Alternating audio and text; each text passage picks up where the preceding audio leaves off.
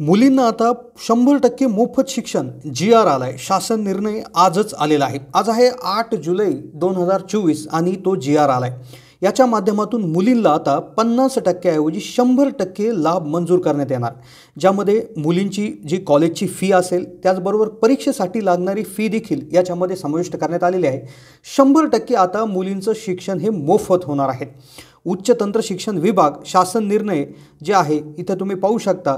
तर यानुसार हा दिनांक 8 जुलै 2024ला हा निर्णय निर्गमित करण्यात आलेला आहे. संदर्भ यामध्ये कोणते कोणते शिक्षण कोणते कोणते कोर्सेस त्या ठिकाणी आहेत अंतर्भूत करण्यात आलेले आहेत, कोणत्या प्रवर्गातील मुलींसाठी हा निर्णय त्या ठिकाणी काढण्यात आलेला आहे, कसा लाभ असणार आहे, डिटेल माहिती आपण घेऊयात. तत्पूर्वी जी.आरमध्ये असलेली प्रस्तावना अशी सांगते की उच्च व तंत्र शिक्षण विभाग वैद्यकीय शिक्षण ज्यामध्ये MBBS BHMS या नर्सिंग वगैरे हे त्या ठिकाणी आले. त्यानंतर औषध द्रव्य विभाग म्हणजे ज्या फार्मसी हा जो प्रकार आहे त्यामध्ये, त्यानंतर कृषी रिलेटेड म्हणजे BSc ॲग्री, डिप्लोमा ॲग्री, पशुसंवर्धन म्हणजे डेअरी सायन्स किंवा त्याचबरोबर व्हेटरनरी डॉक्टर्स असतील, मत्स्य विभाग असेल, तर या विभागाच्या आधिपत्याखालील शैक्षणिक संस्थाद्वारे राबवल्या जाणाऱ्या व्यावसायिक अभ्यासक्रमाला केंद्रीभूत प्रवेश प्रक्रियेद्वारे प्रवेश घेणाऱ्या ज्या काय मुली आहेत, म्हणजे ज्यामध्ये OBC म्हणजेच इतर मागासवर्ग, आर्थिक दुर्बल घटक EWS आणि सामाजिक व शैक्षणिकदृष्ट्या मागास प्रवर्ग म्हणजे SEBC या प्रवर्गातील वार्षिक कौटुंबिक उत्पन्न 8 लाखापेक्षा जर कमी असल्यास, पूर्वी काय व्हायचं, पात्र विद्यार्थिनींना शिक्षण शुल्क व परीक्षा शुल्काच्या 50% लाभ देण्यात येतो.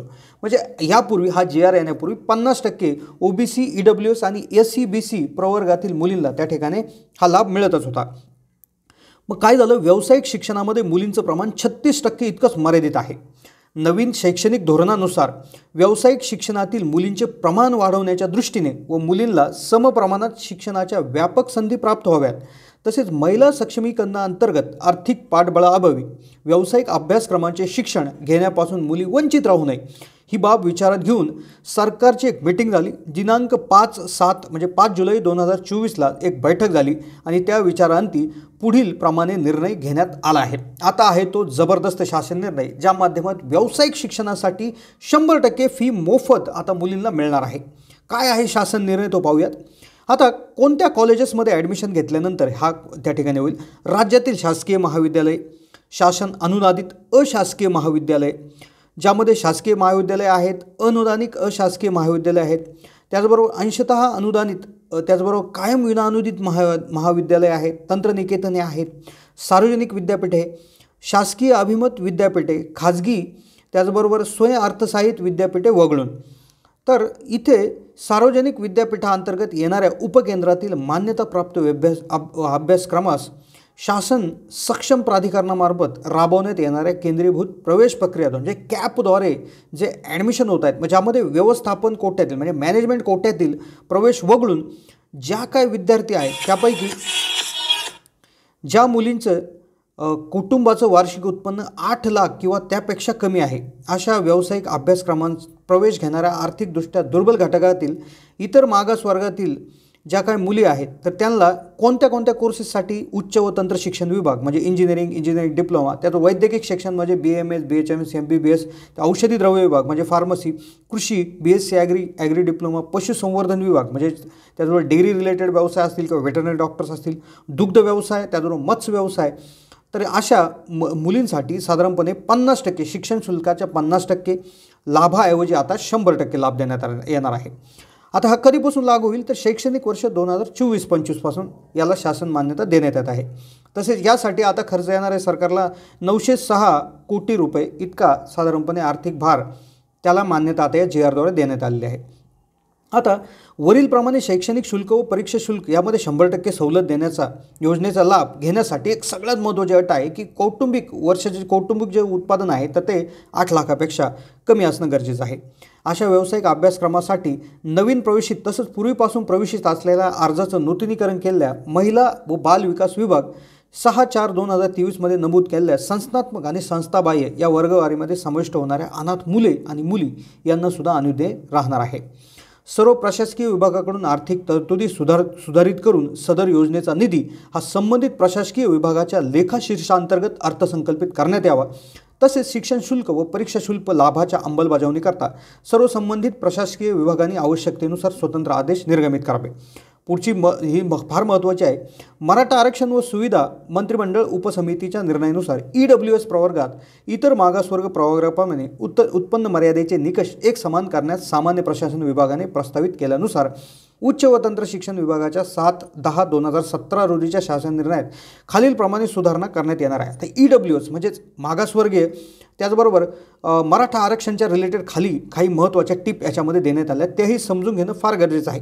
आता इथे दिलं आहे EWS आरक्षण प्रवेश घेतलेल्या विद्यार्थ्यांसाठी राजर्षी छत्रपती शाहू महाराज शिक्षण शुल्क शिष्यवृत्ती योजनेअंतर्गत लाभ अनुज्ञेय करताना EWS प्रमाणपत्राऐवजी आई व वडील दोन्ही पालकांचं एकत्रित उत्पन्नावर आधारित सक्षम प्राधिकारी यांनी दिलेले प्रमाणपत्र अनुज्ञेय राहणार आहे. पूर्वी वडिलाचं उत्पन्नाचं जे काय प्रूफ लागायचं, आता आई आणि वडील यांचं दोघांचं एकत्रित.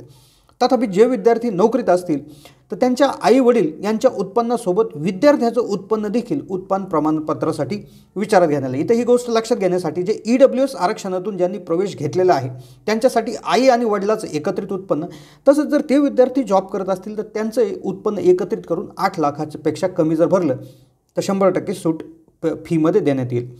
त्यानंतर EWS आरक्षणातून शैक्षणिक प्रवेश घेतलेल्या विद्यार्थ्यास राजर्षी छत्रपती शाहू महाराज शिक्षण शुल्क शिष्यवृत्ती योजनेचा लाभ प्रथम वर्षाकरिता मिळाल्यानंतर ही सवलत त्याचा अभ्यासक्रम पूर्ण होईपर्यंत अनुज्ञेय राहील. शेवटपर्यंत ही ते असणार आहे. अशा विद्यार्थ्यांना दुसऱ्या वर्षापासून दरवर्षी उत्पन्न प्रमाणपत्र सादर करण्याची आवश्यकता आहे. यामध्ये खूप महत्त्वाची गोष्ट अशी आहे की एकदा उत्पन्नाचा दाखला किंवा उत्पन्नाचं प्रूफ सादर केलं तर दरवर्षी ते करण्याची गरज नाही. 5 नंबरचं पॉईंट याच्यामध्ये असं आहे की उत्पन्न प्रमाणपत्राच्या बाबतीत उपरोक्त तरतुदी संस्थात्मक आणि संस्थाबाह्य वर्गवारीमध्ये समाविष्ट होण्यासाठी अनाथ मुले व मुली यांना अनुज्ञेय करण्यास मान्यता देण्यात येणार आहे. त्यानंतर संबंधित प्रशासकीय विभागाने वरीलप्रमाणे त्यांच्या शासन निर्णय सुधारणी करावी. या व्यतिरिक्त योजनेच्या अन्य अटी व शर्ती कार्यपद्धती कायम राहतील. सदर शासन निर्णय हा 5 जुलै 2024 रोजी मंत्रिमंडळाच्या बैठक दिलेल्या मान्यतेनुसार निर्गमित करण्यात आला आहे. महाराष्ट्राचे राज्यपाल यांनी देखील त्या ठिकाणी उपसचिवाचे साईन आहे. तर अशा पद्धतीनं हा बहुचर्चित बहुप्रतीक्षित असा हा GR शासन निर्णय त्या ठिकाणी आलेला आहे, ज्याच्या माध्यमातून आता मुलींना शिक्षण शुल्क व परीक्षा शुल्काचा 100% लाभ मंजूर होणार आहे.